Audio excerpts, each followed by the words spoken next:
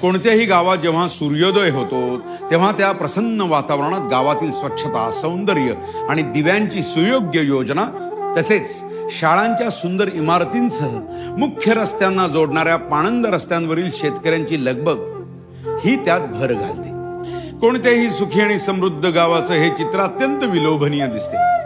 गावागावातील विकासाच्या या कल्पना आणि त्यासाठी असलेल्या योजना नव्या नाहीत। गेल्या अनेक वर्षांपासून या योजना राबवल्या जात आहेत, मात्र त्याचा वेग हा मंदावलेला होता। गावातील मूलभूत सोयी सुविधांसाठी संबंधित मतदारसंघातील लोकप्रतिनिधी विविध कामे सुचवित असतात। ग्रामविकास विभागाच्या माध्यमातून या कामांना निधी देऊन त्याची पूर्तता केली जाते।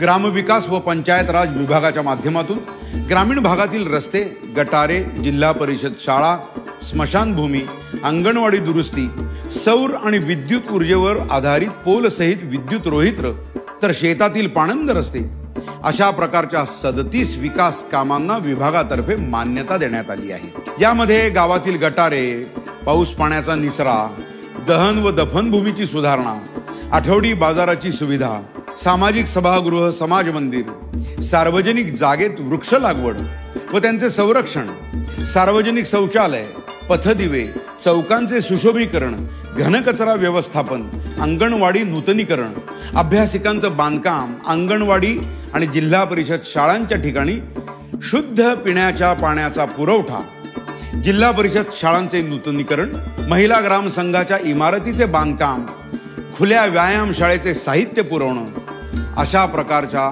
अनेक कामांचा यात समावेश आहे। ही कामे म्हणजे गावाच्या विकासातील अलंकारच आहेत। त्या सोयी सुविधा गावात उपलब्ध होत राहिल्या तर गावं आपसुकच स्वच्छ, सुंदर आणि स्वयंपूर्ण होतात।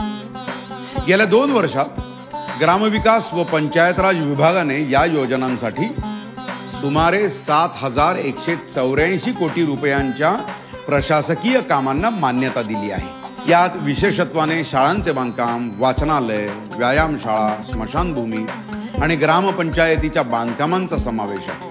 महायुती सरकारच्या फक्त 2 वर्षाच्या काळात ग्रामविकास व पंचायत राज विभागाने केलेल्या विकास कामांच्या अलंकारांनी नटलेली गावे आता अधिक समृद्ध आणि सक्षम दिसू लागली आहेत। निर्धार ग्रामीण विकासाचा ग्रामविकास व पंचायत राज विभाग, महाराष्ट्र शासन।